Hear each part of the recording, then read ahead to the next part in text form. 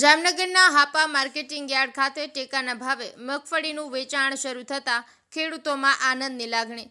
જામનગરના Hapa marketing yard ખાતે સરકાર દ્વારા જાહેર કરાયેલા ટેકાના ભાવે મગફળીની ખરીદીની પ્રક્રિયા શરૂ કરવામાં આવી છે, જેના પગલે ખેડૂતોમાં સંતોષની લાગણી જોવા મળી રહી છે। વાગડિયા ગામના ખેડૂત કિશોરભાઈ નારિયાએ આજે પોતાનો મગફળીનો પાક ટેકાના ભાવે વેચ્યો અને સરકારની આ પહેલ બદલ હૃદયપૂર્વક આભાર વ્યક્ત કર્યો। કિશોરભાઈ નારિયાએ જણાવ્યું હતું કે આજે અમે અહીં ટેકાના ભાવે મગફળીનું વેચાણ કરવા આવ્યા છીએ। સરકાર અમને મણ દીઠ ₹1452નો પોષણક્ષમ ભાવ ચૂકવી રહી છે। ખુલ્લી બજારમાં મગફળીના ભાવ ₹1000 પણ નથી મળતા, ત્યારે સરકાર અમને આટલો સારો ભાવ આપીને ખેડૂતોને આર્થિક ટેકો આપી રહી છે।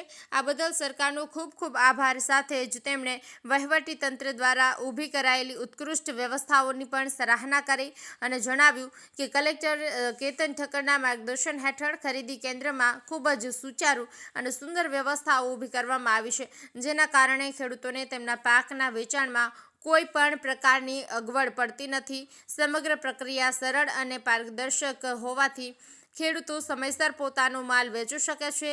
અંતમાં શ્રી નારિયાએ પોષણક્ષમ ભાવો અને ઉત્તમ વ્યવસ્થાઓ દ્વારા ખેડૂતોને રાહત આપવા બદલ સરકાર અને સમગ્ર તંત્રનો આભાર વ્યક્ત કર્યો હતો। મારું નામ નારિયા કિશોરભાઈ ભૂરાભાઈ, ગામ વાગડિયા।